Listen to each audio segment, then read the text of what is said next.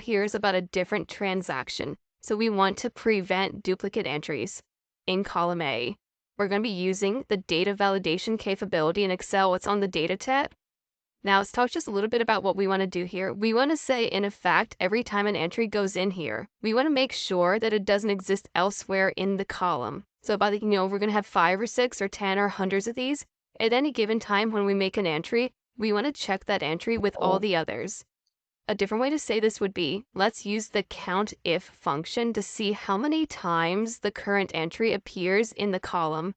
And if it appears more than once, prevent it. Column A. Data validation.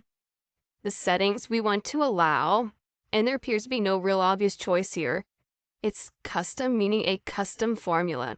Then here's that custom formula, equal COUNTIF. Now, perhaps you are familiar with this function. It's a great tool for counting the occurrence of entries in a column or a row. And where are we looking here? We're looking in column A, so I'm going to click that, comma. A1 is currently the active cell, so we use it here as a surrogate or a substitute for all the others. And what we're suggesting here is we're going to count the current entry and compare with everything else in column A to see how many times it occurs, and we want this result to always be 1.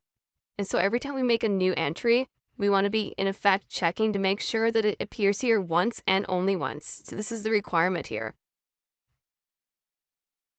So let's try this. Suppose our transactions are truly numbers. Here's a 2, 3, 4, 5, 6. A 3, 4, 5, 6, 7. How about another 2, 3, 4, 5, 6? Not valid. We could customize this message if we want to, but I think most people would get the point. It's a duplicate here. Cancel. It also works with letters and/or letter combinations. Suppose it's a letter scheme. A, B, C, D, E, S, D, E, R, T. A, B, C, D, E.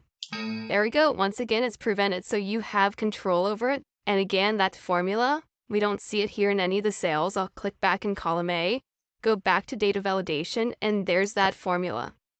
If you're familiar with COUNTIF, it's much more obvious as to how it works. If you're not, well, use it anyway, because it does work. Great way to keep out duplicates in column A in this example.